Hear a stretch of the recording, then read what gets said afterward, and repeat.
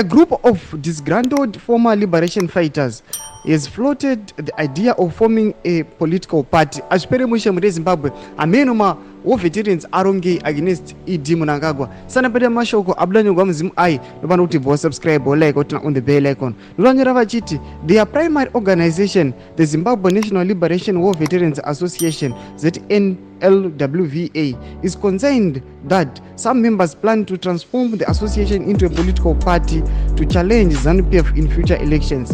Inspired by former South African President Jacob Zuma, who formed the Umkhonto weSizwe MK party, which contested the 29 May general elections and denied the ruling African National Congress ANC a governing majority.